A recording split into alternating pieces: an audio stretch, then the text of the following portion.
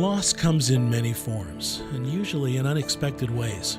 It can be devastating, leaving you facing an uphill struggle to go on with life without someone you thought would always be there. But life does go on, and even in the deepest despair, we can find hope. Welcome to Grief Relief with your hosts, Drs. Gloria and Heidi Horsley, brought to you by the Open to Hope Foundation, helping people find hope after loss.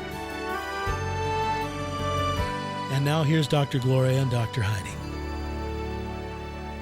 Hello, I'm Dr. Gloria Horsley with my co-host, Dr. Heidi Horsley.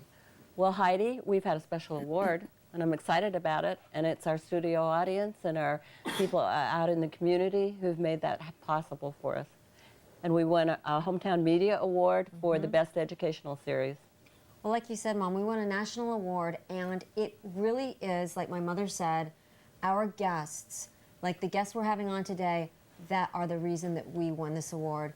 We are talking today with 3 mothers and an aunt who basically transformed their lives after loss. Absolutely, and they've just done great things, and it's really an inspiration to everybody because we're talking about suicide today, and this is a really tough topic. A lot of stigma around it, right, Heidi? There really is, Mom, and I know that so many families that I know that have had someone die by suicide say, you know, people don't know what to say to us, and so they don't say anything. And that's very difficult because we all need support after loss. Absolutely, and so we're going to get some answers and some ideas and thoughts from these people today. And we're going to start out with Pamela Prime. She's a spiritual director, and her son, Sean, died by suicide many years ago, and we'll be talking about that. And she's also written a wonderful book that's going to inspire you. And then we have Shirley Kaminsky, and her son David also died by suicide, and she's with the American Foundation for Suicide Prevention. And you're going to find out that that's going to be a great support for people that you know and for you if you had a suicide loss.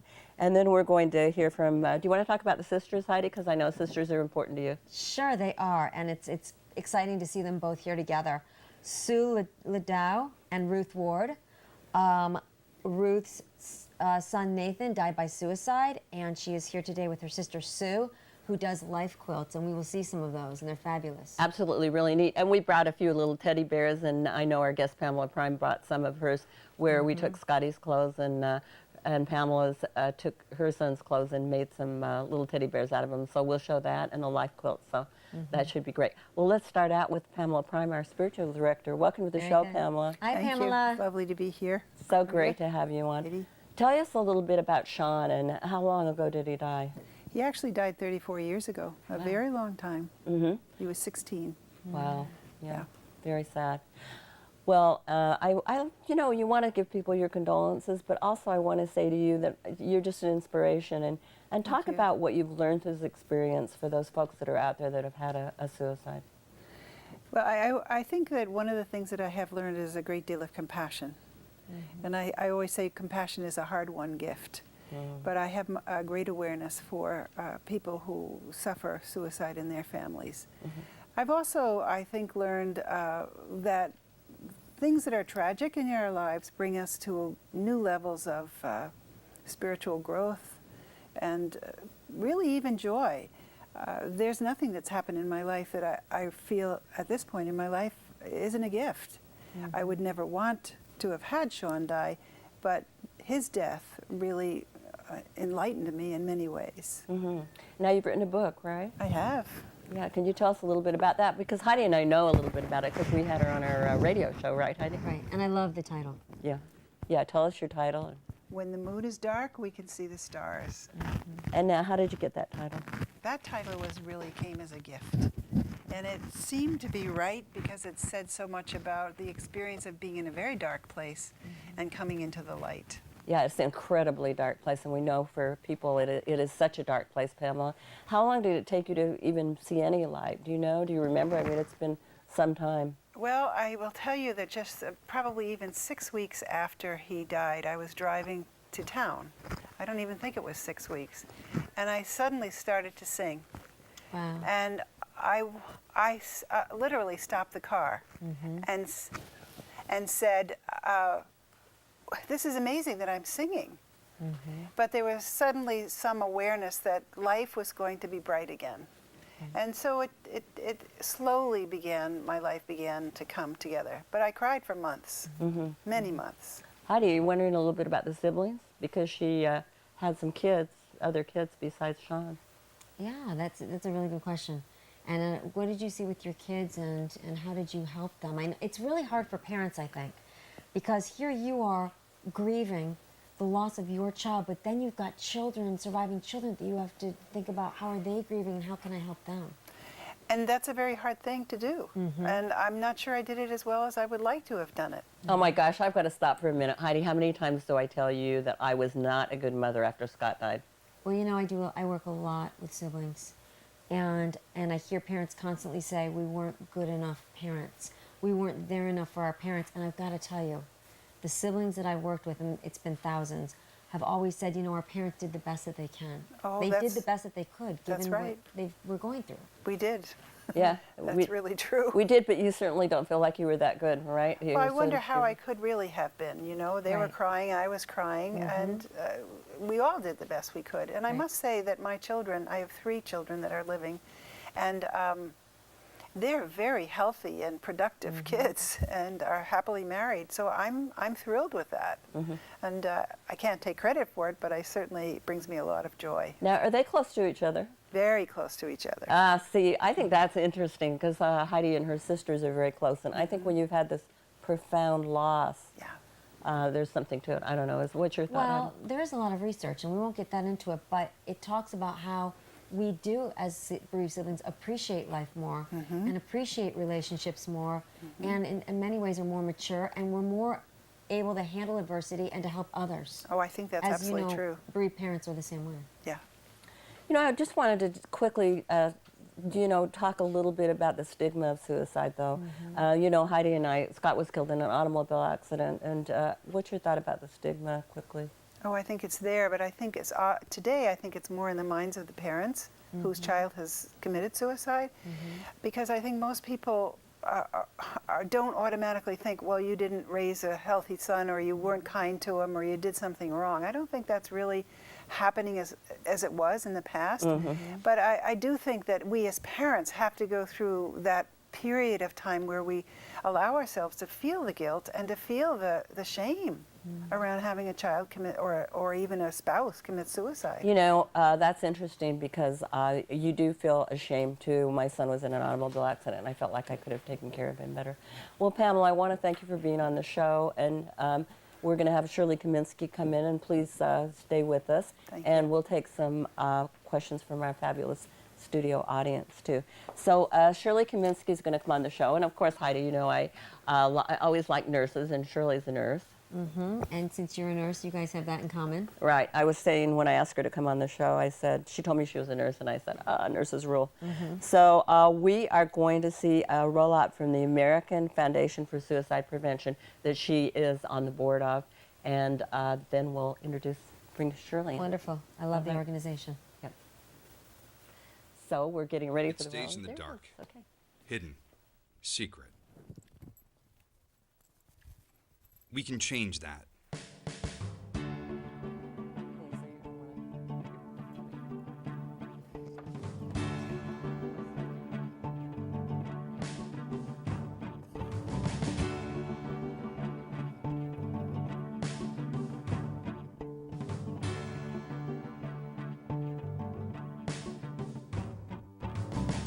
My name is Diane Gillen. My name is Greg Gollins. I'm Melissa DeArabian. My name's Eddie. I'm Tommy John. I'm from San Diego. I'm from Indianapolis, Indiana. I live in Plainfield, Illinois. I'm from Augusta, Georgia. I'm from Long Island, New York. Nicholas Tweed. I'm walking for my Aunt Kathleen. I'm walking in memory of my mother. My brother-in-law, Jeff. My brother. My first husband. I lost my 18-year-old son, Ryan, 7 years ago. I'm here walking for my sister. For my father, I am an attempter who, when I was 18, had attempted suicide.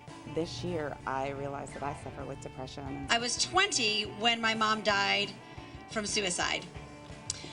And that was an event that shook the very foundation of my life.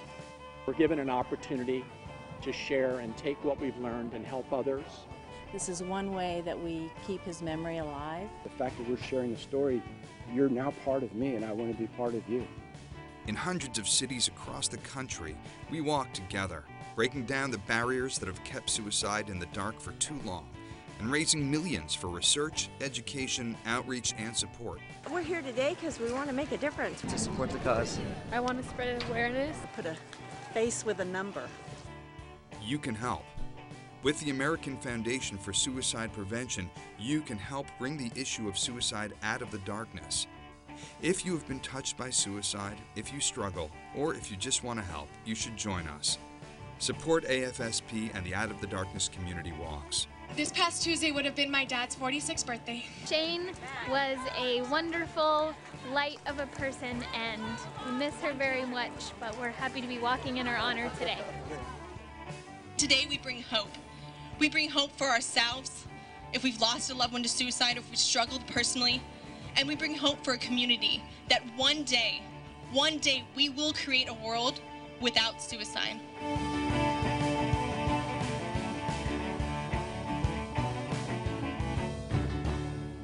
To walk with us, donate, learn more, or even organize your own Out of the Darkness community walk, please visit our website at afsp.org. Heidi, don't you love the internet and the fact that we're able to bring this kind of thing in and that people can go online and see that kind of thing and get the support? I am so glad Shirley's going to be with us today, and let's greet her to come on the show and talk about this wonderful organization. Hi, Shirley. Hi. See you, Heidi. Good to see you. Well, welcome to the show, and what great work you're doing with this organization. I love it, and in memory of your son. How long has it been since your son died? It'll be 26 years this August. Right. I just love that people are staying in this and helping other people. Absolutely. And, I was talking before the show to Shirley, and I was saying it's interesting because every time I give of service or we give of service, we also help ourselves. Absolutely. Yeah. Absolutely. Shirley, you've got some kind of tips and ideas for people that they can do, right? Well, I think first of all, in the very beginning, when you suffer a loss from suicide, I think one of the most important things is self-care. Taking good care of ourselves, nurturing ourselves, because we've really taken a major hit. Right. And so I think self-care is really good. Even the basics, such as eating well, getting sleep, getting exercise, getting outside, some of those very basic things that we kind of forget about and let go by the wayside when we're in deep, deep grief. And drinking water, as simple as that. Yeah. Plenty of fluids, absolutely, absolutely. So I think that's one of the first things, and we could go into great detail about that. The second thing that I have found very helpful is joining the community. There's a huge community of us who are survivors, and none of us chose to be in this club. However, we are, and I think that when we can connect with other people who've had similar losses, we can gain support from that. As Heidi mentioned earlier, oftentimes when we've suffered a loss from suicide, people don't want to talk to us because they don't know what to say. And I think there still is a great amount of stigma around the word suicide and around a suicide death. It's better than it was 26 years ago, but we still have a long way to go. That's why TV is so great in your walks and that kind of thing. And I think you got one more point, and then let's talk about your walk. And the third point is becoming involved. Becoming involved in giving back, as Pamela has done. And there's a lot of ways that we can do that. And the way that has been so meaningful for me over the years is being a part of the American Foundation for Suicide Prevention. So, and we've had Bob Gebbia, who's head of it, I believe. He's the executive director. Yeah, he's been on our radio show. Yeah. And Bob is a great guy. And, I'll have to say, Heidi, through the years we have met so many fabulous people who, through loss and recovery, have done such great things. It's a real inspiration to meet people like you. Talk a little bit about the foundation, how people can find it, and talk about the walks, and how can I get involved, and when do I know I'm ready to, and who do I call, and I'm in so much pain. Do I wait until I'm not in pain?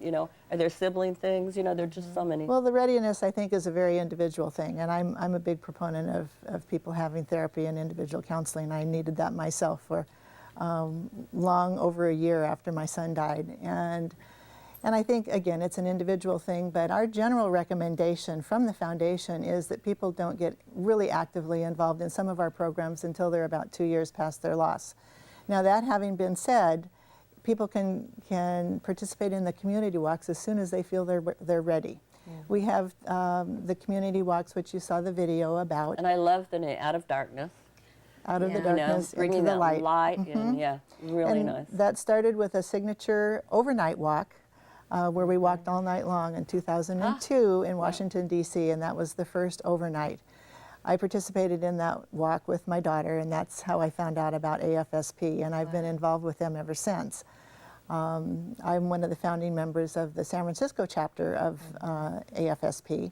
And we've been doing community walks, which are smaller walks. The Out of the Darkness overnight is 18 to 20 miles, and that's a long walk to do. Yeah. And the walks are not only fundraisers, which is very important to keep our foundation viable and do the work that we do, but I feel it's a huge community builder. It's a way of people who suffered a similar loss to be involved, to connect with other people who understand. I've met some wonderful, wonderful people through my work with AFSP. That's great. Yeah. Well, as Heidi said, we do not grieve alone. You were talking about Viktor Frankl's very famous book on logotherapy and after World War II. Even way back, he said that we don't grieve alone. We need to grieve in community. It's a collective experience. Yes. And I love these walks. They're so powerful. I live in New York City. And, you know, not only, and I've seen them, and it also builds awareness to so many people, and they're just so powerful and so emotionally charged to see all these people together, you know, walking and building awareness, and walking is a tribute to someone that they've loved and lost. I was thinking too, I mean, it gives the opportunity for the whole community to be involved, friends, neighbors. It just doesn't have to be somebody who's had a suicide death. Well, Heidi, why don't we go out into the audience and take some questions? Okay.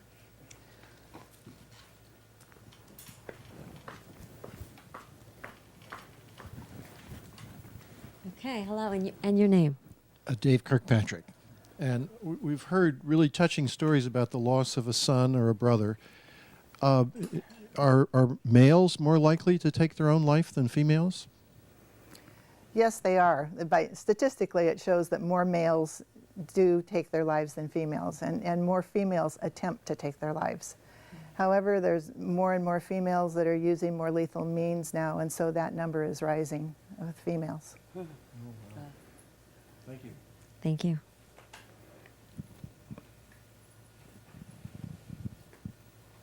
Hi, my name is Gloria Cevallos. Will asking someone if they're considering suicide plant that idea in their mind? Well, Pamela, why don't you take that one? That's an interesting question. No, I don't think it'll plant it in their mind, but if they are considering suicide, it will bring it to the surface, and then you can work with them around that. You wouldn't ask that question unless you had a sense of their incredible pain. So I think for me, it would be an important question to ask. Shirley, do you have a comment on that? I agree with Pamela. It's definitely a myth. And it's important that if we do sense that someone is in distress, that we do question them. We ask them if they're thinking of suicide. We ask them if they have a plan in place. And it's very important. That way we can help them. It's often a relief to the individual that we do ask direct questions. Great. Well, listen, I want to thank you both so much for being on the show today and for bringing us out of darkness and shining some light in our little corner. And thank you for everything you've been doing. And Heidi, why don't we go and take a look at the memory quilt? And I know that with Sue and Ruth, and we've got some little teddy bears, and you recognize them. We'll talk about those a little bit too. And thank you, ladies. All right. So Heidi, do you recognize anything over here? Yes, I love it. I love those bears. We've got some bears of Scott. Scotty here, my son, somebody made it out of a jacket of his. And, show them? And yeah, you can show that, out of a sports jacket. The interesting thing is, it's been many years since Scott died, and we just did it a few years ago, and I know Pamela Prime brought some of her little teddy bears, and it's been years for her too. So if you've got some clothes out there and it's been years and years that somebody died in your family, you can go online and find some people who do some of these crafts. Well, and that's why I love it, because a lot of times you have a lot of clothes, you have no idea what to do with them, and to make bears is an amazing thing. You can give them to friends, etc., out of your loved one's clothes. Absolutely. So let's talk about these memory quilts. Okay. You want to introduce the ladies, Heidi? Okay, we've got Ruth Ward and her sister, Sue Ladow. And I love that they're sisters here. And Ruth's son, Nathan, died by suicide. And there he is right there. Darling, right in the center. And they're extremely close, these sisters. And Ruth has said that one of the main things that has helped in her healing process is her sister. So this is absolutely Now tell us gorgeous. about the quilts and how you started doing it. Well, actually, this is the only one I've done. This is for the San Francisco chapter. Oh, wow. It's such a great idea. Where did you get the idea for the pattern? Thought that it would, this way, usually if there's a quilt, you need to have a picture before you can complete it. So this way, it all comes apart, it stacks, it travels well, and it can still be hung without, you know, being completed, really. So, And you can just take their pictures and... Yeah, I send or I give to people that are at the walks the packet, you know, which we ask for their survivor data. But what I do is I make the frame, so to speak, and then with this they put the picture on or anything they want to, any information they want to about their loved one, and then I sew it on to one of these. Really squares. fantastic. And I wanted to ask you, as a sister and losing a nephew, what your thoughts are about how family members can support other family members when they've had a loss. Yeah, it's a necessity. I can't imagine anybody going through that alone. Yeah, it's so great. Yeah. And doing crafts and things, you know, seem to be, you know, being able to build something or help. I notice you're online, aren't you? Yes, there is a national website now, and I've just recently gotten the first request for a packet, which I sent out. How great. And I've also I've seen life quilts like this where the whole quilt would have been about Nathan. I'm sure you know this. And, you know, there might be pieces, you know, of his clothing here, and I love the fact there's a guitar there. I mean, every Right. single thing symbolizes that person. Exactly. I worked with 9/11 families for 10 years, and they had amazing life quilts that were sent to them Right. from all over the Yeah. country. It's incredible. Yeah, it's I I love this. feel honored to be able to do that. Yeah, a great way to pay tribute to Nathan. Yeah, it is wonderful. And what if I wanted to have you, if I have a chapter, Heidi and I are very involved with the Compassionate Friends, and I was wondering if you had any ideas about if I wanted to do something for the Compassionate Friends, can they get in touch with you and have you help them do it? I'm not sure about that. Nothing like putting Sue on the spot here. I could give them some ideas if they have questions, That would you know, be- about yeah. it for sure. That would be a great thing. So, Heidi, have you got any thoughts about family members and support? Oh, about family members and support. Well, I think just showing up is the best thing that you can do. And that is what Sue has done with Ruth. She's shown up and she hasn't run the other way. And she's been there for her. Yep. I think that's really great. And I want to thank you guys for coming in today and for showing this memory quilt and for what you've done. And, you know, it's just, as we say, it's all about community, all about being together, and all about dealing with our losses together, because that's the way we learn and grow and become more compassionate. And I love what Pamela said about how we can be more involved with each other. And we hope that you will tell everybody about our show, the Grief Relief Show, and let people know about it, because we want to get the word out. It's important to get the word out, isn't it, Heidi? Absolutely. And if you've had a suicide or know somebody that has, please go up and just tell them you're sorry and acknowledge it. Yes, because acknowledging loss is very important, and we want to thank our audience today, and we want to thank everyone for being on the show today. We hope that you will support the people that you're involved with. And Heidi and I wanted to tell you also that we will be keynote speakers at the Compassionate Friends National Conference in Boston this year, and we hope that you will join us. It's over July 4th weekend. There are going to be a lot of workshops, Heidi, and there'll be workshops with people who've had suicide losses, right? Absolutely. There'll be workshops on everything. And two of the workshops I do, which I love, is I will go in and work with siblings, and I walk into the workshop and I say to these kids, these siblings, of all ages. I say, what is it you want your parents to know? And we spend 2 hours talking about that. And then I go into a parent workshop right after that. And I say, parents, this is what your kids want you to know. And those are very powerful workshops. Mm-hmm. And I'll be doing a workshop on long-term loss. And this is important because we have found that there are people who have not resolved their loss after many years. And people really need to think about this traumatic loss. If you have gone for maybe 6 or 7 years and you're still feeling anger or depression or resentment, it may be time to take a look at that. And our friend Catherine Shear at Columbia University has done some research on that, and we'll be presenting some of her research. You'll be able to go on our website and take a look at some of the research that tells you about traumatic loss. And we'll also be keynoting at Bereaved Parents right here in Sacramento, California this summer. And that is all going to be about hope and healing. And so anyone out there that just feels like they're alone, please lean on our hope till you found your own and attend one of these conferences. Mm-hmm. And we believe that. That's why we call ourselves Open to Hope, because we believe that you need to keep yourself open to the idea that there could be hope again, because we know for those folks who have had a loss to suicide that it feels like a very hopeless situation to you right now. But as all these wonderful people on the show have shown you today, there is hope after loss. And thank you for watching our show today. I'm your host, Dr. Gloria Horsley. And I'm Dr. Heidi Horsley. Thank you.